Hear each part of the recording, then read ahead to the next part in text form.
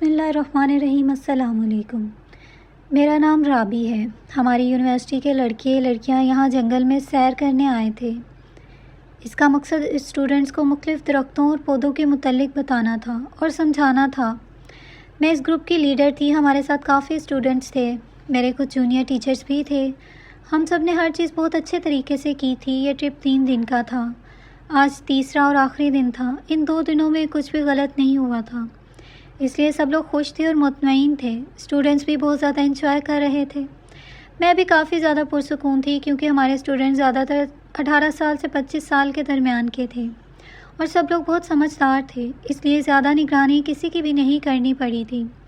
پھر بھی میں بار بار ہر چیز پر نظر رکھے ہوئے تھی، اور اس وقت جب سب لڑکیوں کو اپنی بسوں میں بٹھا دیا گیا اور یونیورسٹی کی طرف روانہ کر دیا گیا تو ایک آخری بس رہ گئی۔ اس میں اسٹوڈنٹس کی تعداد لسٹ کے مطابق 35 ہونی چاہیے تھی، مگر 34 اسٹوڈنٹ آ چکے تھے اور ایک کا کچھ پتہ نہیں تھا کہ وہ کدھر گئی۔ وہ ایک لڑکی تھی اور اس کا نام عالیہ تھا۔ وہ یونیورسٹی کی سب سے لائق اسٹوڈنٹ تھی اور سب سے زیادہ خوبصورت بھی۔ میں بار بار گھڑی پر وقت دیکھ رہی تھی کیونکہ 5 بجے تک سب کو اپنی بسوں میں سوار ہو جانا چاہیے تھا۔ مختلف اسٹوڈنٹس کی ٹولیاں جنگلات کے اندر سے نکل کر بسوں کے اندر بیٹھ چکی تھیں۔ صرف 5 منٹ باقی تھے اور میں سیٹی پر سیٹی بجائے جا رہی تھی۔ میرے کندھوں پر بہت بڑی ذمہ داری تھی کیونکہ سب اسٹوڈنٹس کی نگرانی کرنا کوئی اتنا آسان کام نہیں تھا، اور میری سخت طبیعت سے ہر کوئی واقف تھا، مگر وہ لڑکی نہ جانے کہاں چلی گئی تھی۔ جب 5:01 ہوا، اس کا کوئی پتہ نہ چل سکا تو پہلی بار مجھے کچھ تشویش کا احساس ہوا۔ اس کے گروپ کے اسٹوڈنٹس بس میں بیٹھ چکے تھے۔ ان کا کہنا تھا کہ عالیہ دریا کی طرف گئی تھی، اسے ایک تصویر بنانی تھی۔ اس نے کہا تھا، میں بس تم لوگوں کے پیچھے پیچھے آ رہی ہوں۔ میں نے غصے اور تشویش کے عالم میں اس سے پوچھا کہ کس دریا کی طرف گئی تھی، مجھے بتاؤ، اگر کوئی جانتا ہے تو میرے ساتھ آؤ۔ میں اسے لے کر وہاں پہنچ چکی تھی، مگر وہاں پر عالیہ کا نام و نشان تک نہیں تھا۔ سورج کی کرنیں ابھی تک زمین پر پڑ رہی تھی، اس لیے مکمل اندھیرا نہیں ہوا تھا، مگر جنگل کے اندر تو بالکل ہی اندھیرا تھا اور ہمیں اب ٹارچ لے کر اسے ڈھونڈنا پڑ رہا تھا۔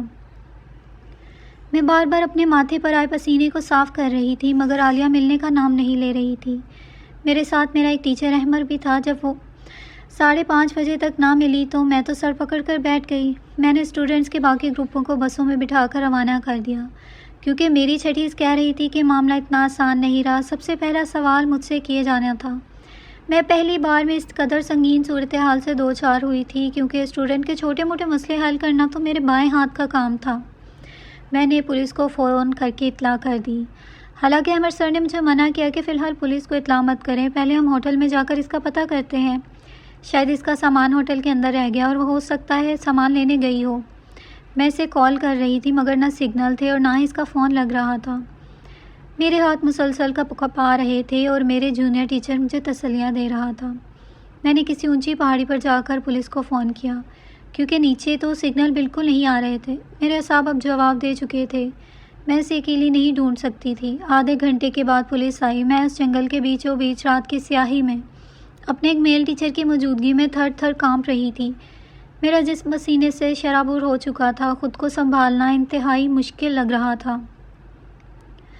میرے ہاتھ پاؤں پھول چکے تھے کیونکہ سامنے نظر آنے والا منظر میں نے اپنی زندگی میں آج تک نہیں دیکھا تھا۔ پولیس اس لڑکی کے گرد گھیرے بنا کر اس کا اچھی طرح سے جائزہ لے رہی تھی۔ میں نے جیسے ہی اسے دیکھا اپنی چادر اتار کر اس کے اوپر ڈال دی کیونکہ وہ نازک حالت میں پڑی تھی۔ نہ جانے وہ کس بھیڑیے کے ہتھے چڑھی تھی جس نے اس سے اپنی ہوس پوری کرنے کے بعد اسے قتل کر دیا تھا تاکہ وہ ہمیشہ کے لیے اپنا منہ بند کر لے اور اس مجرم کا پتہ نہ چل سکے۔ میں اس قدر صدمے میں تھی کہ میری آنکھوں سے آنسو بھی نہیں نکل رہے تھے۔ وہ 20 سال کی لڑکی تھی، اتنی خوبصورت اور باصلاحیت لڑکی کہ اتنا بھیانک انجام دیکھ کر میرا جسم تھر تھر کانپ رہا تھا۔ میں ابھی تک یہ یقین نہیں کر پا رہی تھی کہ میری آنکھیں کون سا منظر دیکھ رہی ہیں۔ پولیس اب اس لڑکی کے گرد ایک دائرہ بنا کر کھڑی تھی۔ ایمبولینس کے سائرن دور سے سنائی دینے لگے تھے کیونکہ اس لڑکی کو پوسٹ مارٹم کے لیے ہسپتال لے جانا تھا۔ میرے ساتھ کھڑے میرے جونیئر ٹیچر بھی اس لڑکی کو افسوس کے عالم میں دیکھ رہے تھے۔ اس گھنے جنگل میں ہر طرف سکوت پھیلا تھا، جیسے ہر کوئی اس کے یوں بے دردی سے مارے جانے پر سوگ کی حالت میں ہو۔ میں ابھی تک بالکل صدمے کی حالت میں تھی، یہ بھی نہیں سوچ سکتی تھی کہ یہ لڑکی میری ذمہ داری تھی۔ رات کے تقریباً 2 بج رہے تھے۔ نیند میری آنکھوں سے کوسوں دور تھی۔ مجھے لگا شاید اب میں زندگی بھر سو نہیں سکوں گی، کیونکہ ایسے مناظر دیکھنے کے بعد نیند کہاں آتی ہے۔ سر احمد نے لڑکی کے خاندان کو اطلاع دے دی تھی، کیونکہ میرے اندر تو ہمت نہیں تھی کہ ان کو کال بھی کر سکوں۔ میں یہاں بیٹھ کر یہ اندازہ لگا سکتی تھی کہ اس کے گھر میں کیسی قیامت ٹوٹ پڑی ہوگی۔ میں یونیورسٹی میں پہنچی تو ہمارے CIO وہاں موجود تھے اور ان کے ساتھ پولیس آئی تھی، اور جس چیز سے میں خوف زدہ تھی وہ وہاں پہلے سے موجود تھے، یعنی کہ میڈیا نہ جانے کیسے بھنک پڑ گئی تھی، کیونکہ میں نہیں چاہتی تھی کہ یہ بات میڈیا تک جائے، ایک لڑکی کی عزت کو یوں میڈیا میں اچھالا جائے، مگر وہ وہاں پہلے سے ہی کیمرہ لیے موجود تھا۔ جیسے ہی میں وین سے اتری میرا چہرہ مکمل روشن ہو گیا، کیمرے کی فلیش لائٹس میرے چہرے پر پڑیں تو میرا سرخ چہرہ سفید پڑ گیا۔ وہ نہ جانے کیسے کیسے سوال پوچھ رہے تھے، بات کو بڑھا چڑھا رہے تھے، اور اسی بات سے تو میں ڈرتی تھی۔ کوئی کہہ رہا تھا کہ ضرور اس لڑکی کا کہیں چکر ہوگا اور اس کے کسی دوست نے موقع سے فائدہ اٹھا کر اس کی عزت لوٹ لی اور پھر اسے قتل کر دیا۔ اس معصوم لڑکی پر نہ جانے کیسے کیسے گھٹیا الزامات لگائے جا رہے تھے۔ کوئی بھی اس کی ہمدردی میں نہیں بول رہا تھا کہ وہ روشن مستقبل کا خواب اپنی آنکھوں میں سجانے والی ہمیشہ کے لیے اپنی آنکھیں بند کر گئی۔ ہر کوئی اس حادثے کو ایک تفریح بنا دیا گیا تھا۔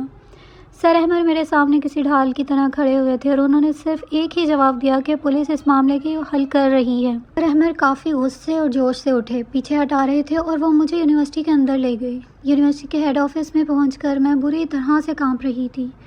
ایک عورت چاہے خود کو جتنا بھی مضبوط کر لے، جس عہدے پر بھی پہنچ جائے، وہ اندر سے خود کو کمزور ہی سمجھتی ہے۔ ایک مرد کے سامنے میں بھی اس وقت خود کو بے بس سمجھ رہی تھی، اتنی بے بس کہ میرا بس نہیں چل رہا تھا کہ عالیہ کے ساتھ آج میں بھی مر گئی ہوتی۔ کم از کم ان سوالوں کے جواب نہ دینے پڑتے، کیونکہ میرا پراعتماد ہونا بہت ضروری تھا، ورنہ میری عزت برباد ہو جاتی، کیونکہ میرا کوئی قصور نہیں تھا۔ اس آفس میں میرے علاوہ اس گروپ میں تقریباً 6 لڑکے اور لڑکیاں بھی موجود تھیں، انہیں بھی اس آفس میں بلایا گیا تھا۔ اس کے علاوہ پولیس کے اور بھی چند کارکن موجود تھے۔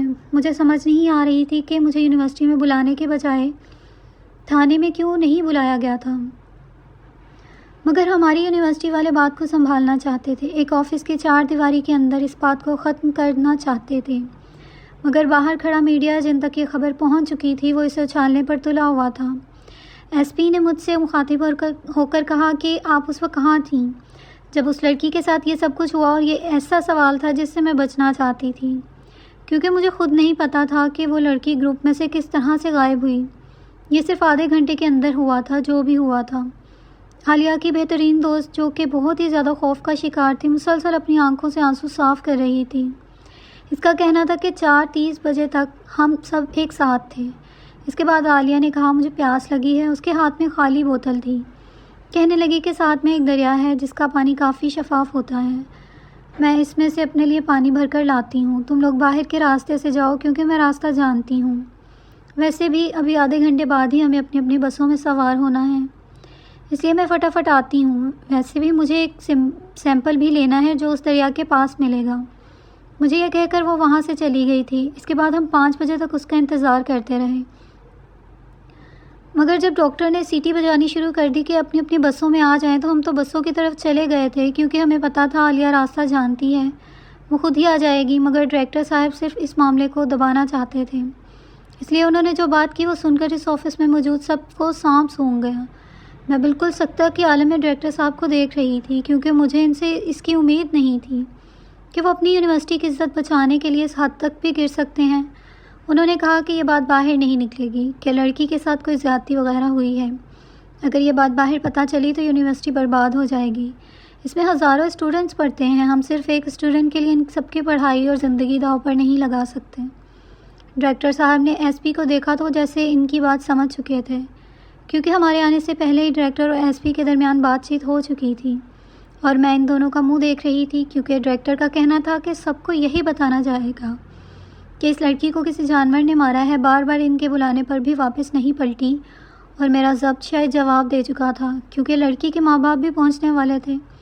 میں نے کہا کہ آپ ایسا کیسے کر سکتے ہیں ڈائریکٹر صاحب، ایک لڑکی کو زیادتی کا نشانہ بنایا گیا ہے، اس کے ساتھ درندگی دکھائی گئی ہے، اسے انصاف دلانا ہماری ذمہ داری ہے۔ میری اس بات پر ڈائریکٹر نے مجھے ایسے دیکھا کہ میں اندر تک ہل گئی۔ انہوں نے کہا ٹھیک ہے، ہم ایسا کرتے ہیں جیسا آپ کہہ رہی ہیں، تو کیا آپ سارا بوجھ اپنے کندھوں پر اٹھا لیں گی، کیونکہ سارے ٹپ کے انچارج آپ ہی تھیں، اور سارا کا سارا الزام آپ پر ہی جائے گا. آپ کی عزت تباہ ہو جائے گی. آپ اپنا استعفیٰ یہاں پر رکھ دیں تو ہم وہی کریں گے جو آپ کہہ رہی ہیں. کیا آپ کو یہ بات منظور ہے؟ ڈائریکٹر نے مجھے چیلنج کرتے ہوئے کہا اور میں ایک دم سے خاموش ہو گئی.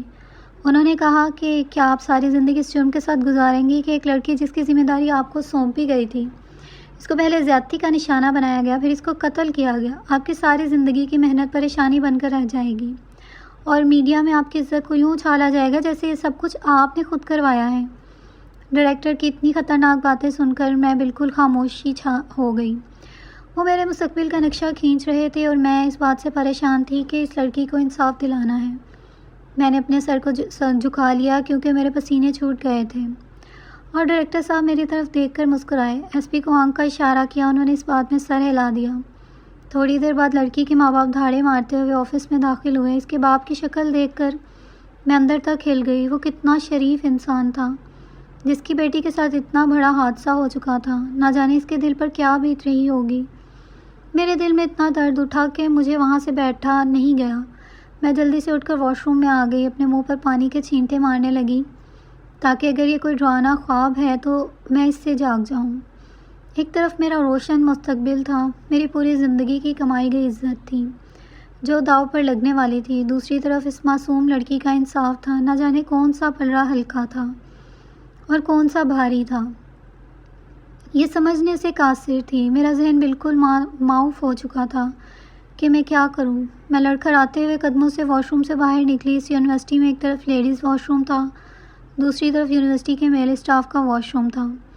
دونوں ایک ہی قطار میں سامنے سامنے تھے. مجھے یوں لگا جیسے میل اسٹاف روم کے اندر سے پانی کے گرنے کی آواز آ رہی ہے. شاید وہاں کوئی موجود تھا.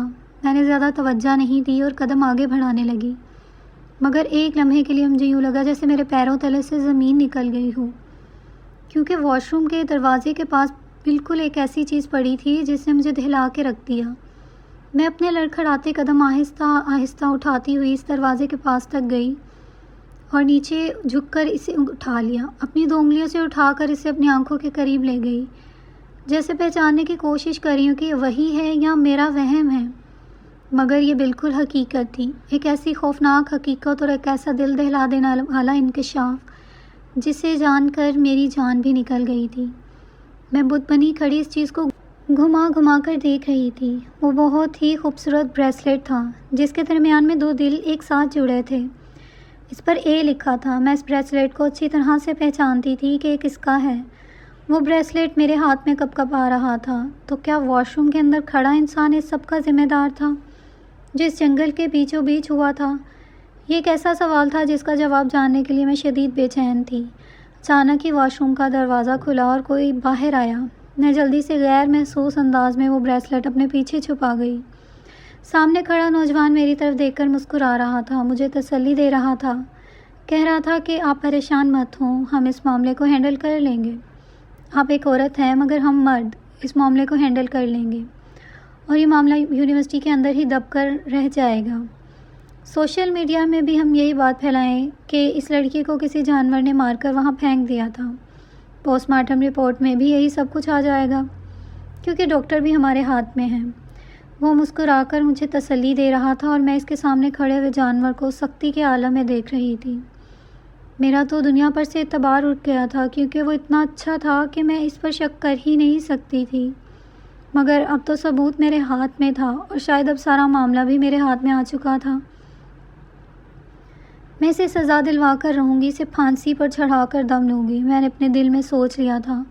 ہونٹوں پر مسکراہٹ سجا دی. میں نے کہا، سر احمد، جب آپ جیسے ٹیچر ہماری یونیورسٹی میں ہوں گے تو یقیناً ہر معاملہ آپ اچھے سے ہینڈل کر لیں گے، اس لیے مجھے ذرا بھی پریشان ہونے کی ضرورت نہیں ہے. آپ نے تو میرے کندھوں پر سے بہت بڑا بوجھ اتار دیا، ورنہ میں نہ جانے کیا سوچ رہی تھی کہ میرے کریئر کا کیا ہوگا.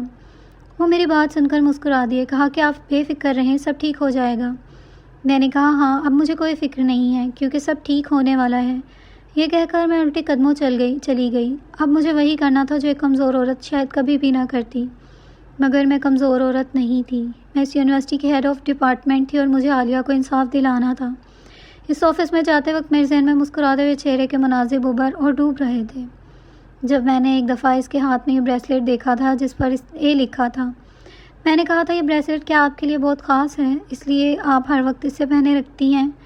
اور وہ میری بات پر ایسے مسکرائی تھی کہ میں اس کی مسکراہٹ کے پیچھے چھپے معنی کو اچھی طرح سے جان گئی تھی، کیونکہ میں بھی ایک عورت تھی۔ عورت کو جب محبت ہوتی ہے تو اس کے چہرے پر ایسی ہی مسکراہٹ ہوتی ہے، اور اس محبت کے اظہار کا کوئی تو تحفہ آپ کو دے دے تو آپ اسے ہر وقت سنبھال کر رکھتی ہیں۔ میں نے عالیہ کو زیادہ قریدنے کی کوشش نہیں کی تھی کیونکہ وہ ایک جوان لڑکی تھی۔ بے شک اس کے مستقبل کے خواب تھے، مگر وہ ایک عورت بھی تو تھی، اور عورت کا حق ہوتا ہے کہ کوئی مرد سے محبت کرے، اسے ٹوٹ کر چاہے۔ مگر یہ بریسلیٹ سر احمد کے پاس کیسے آیا؟ کیا عالیہ کی محبت سر احمد تھا جس نے اسے دھوکہ دیا تھا؟ یہ ایک ایسا سوال تھا جس کا جواب مجھے شدت سے درکار تھا۔ یہ بات تو میں جان چکی تھی کہ عالیہ کا قاتل اور اس کے ساتھ درندگی دکھانے والا احمد ہی ہے، مگر دوسرے سوال کا جواب ابھی مجھے نہیں ملا تھا، اور میں جانتی تھی وہ کس سے ملے گا۔ پہلے میں اس کا جواب جاننا چاہتی تھی، اس کے بعد میں اس درندے کو جیل کی سلاخوں کے پیچھے دیکھنا چاہتی تھی۔ میں نے اپنے نمبر سے عالیہ کی دوست کا نمبر ملایا، اس سے کہا میرے آفس میں آؤ، میں تمہارا انتظار کر رہی ہوں۔ میں ڈائریکٹر کے آفس میں جانے سے پہلے اپنے آفس میں چلی گئی۔ عالیہ کی دوست کو اپنے آفس میں بلا لیا کیونکہ وہ اس کی بیسٹ فرینڈ تھی، اور کوئی بھی بیسٹ فرینڈ ایسا نہیں ہوتا جو اپنی دوست کے راز دل سے بے خبر ہو۔ جو بات اس کی دوست نے مجھے بتائی وہ میرے پیروں تلے سے زمین کھینچنے کو کافی تھی۔ میرے شک کی تائید ہو چکی تھی۔ وہ بہت ڈری سہمی سی میرے سامنے بیٹھی تھی۔ میں نے کہا میں تمہارے ساتھ ہوں، تمہیں پریشان ہونے کی ضرورت نہیں ہے۔ تم جو بیان میرے سامنے دو گی تم وہی بیان پولیس کے سامنے دو گی۔ میں تم سے وعدہ کرتی ہوں تمہاری حفاظت میرے ذمہ ہے، مگر ہم دونوں نے مل کر عالیہ کو انصاف دلوانا ہے، ورنہ سر احمد جیسے درندے نہ جانے کتنی لڑکیوں کا قتل عام کر دیں گے اور ان کی عزتوں کو نیلام کر دیں گے۔ میری بات سن کر اس کی دوست کہنے لگی کہ 1 سال پہلے عالیہ اور سر احمد کا پیار شروع ہوا تھا۔ اس نے یہ بات کسی کو نہیں بتائی تھی کہ سر احمد نے اسے پرپوز کیا ہے، کیونکہ ان کا کہنا تھا کہ عالیہ کی پڑھائی کے بعد وہ باقاعدہ رشتہ بھیجیں گے، مگر یونیورسٹی میں اگر کسی کو پتہ چل گیا تو عالیہ کا نام خراب ہوگا، اس لیے اس نے میرے علاوہ کسی کو نہیں بتایا تھا۔ مگر سر احمد کو لگتا تھا کہ میں بھی اس سے بے خبر ہوں، ورنہ شاید وہ میرا بھی قتل کر دیتے۔ عالیہ نے آج جانے سے پہلے میرے کان میں سرگوشی کی تھی کہ سر احمد نے اسے دریا کے پاس بلایا ہے۔ میں عالیہ کی دوست کی بات سن کر ایک مشہور صحافی کے پاس پہنچ گئی۔ میں جانتی تھی کہ اگر میں ڈائریکٹر صاحب کو یا ایس پی کو یہ بات بتاؤں گی تو وہ اس بات کو بھی دفتر میں ہی دبائیں گے اور سر احمد کو بھی بچا لیں گے، مگر میں اس درندے کو جیل کی سلاخوں کے پیچھے دیکھنا چاہتی تھی، اس لیے میں نے وہ ثبوت کیمرے کے سامنے پیش کر دی اور سارا سچ اگل دیا۔ یہ بات ہر طرف پھیل چکی تھی کہ یونیورسٹی کے ایک استاد نے اپنی ہی طالبہ کے ساتھ زیادتی کی اور اسے قتل کر دیا۔ میں جانتی تھی کہ یونیورسٹی کے نام اور عزت کو بہت بڑا نقصان پہنچے گا، مگر میرے نزدیک اس لڑکی کو انصاف دلوانا اس سے زیادہ ضروری تھا، کیونکہ اگر میں یہ نہ کرتی تو سر احمد کو اور شے مل جاتی اور جیسے مجرموں کو اور بھی زیادہ طاقتور کر دیتی، اور وہ نہ جانے کتنی لڑکیوں کی کمزوریوں سے فائدہ اٹھا لیتے۔ آج سر احمد جیل کے پیچھے سڑ رہے تھے۔ انہوں نے اپنے بیان میں کہا تھا کہ عالیہ کافی مغرور لڑکی تھی، اس نے مجھے بہت زیادہ خوار کیا تھا، کبھی مجھے اپنے قریب نہیں آنے دیتی تھی۔ جس مقصد کے لیے میں نے اس سے محبت کی تھی وہ مقصد میرا پورا نہیں ہو رہا تھا، اس لیے میں نے سوچا کہ اسے قتل کر دیتا ہوں۔ آج عالیہ کا قاتل پکڑا گیا تھا، مگر اس کہانی کے ذریعے میں ہر لڑکی سے یہی کہوں گی خدا را کسی نامحرم اور اجنبی کی باتوں میں نہ آئیں، کیونکہ یہ ہماری عزت کے رکھوالے نہیں ہوتے بلکہ ہم لڑکیوں کی عزت لوٹنے آتے ہیں۔ مزید ایسی اچھی ویڈیوز کے لیے میرے چینل کو سبسکرائب کیجیے۔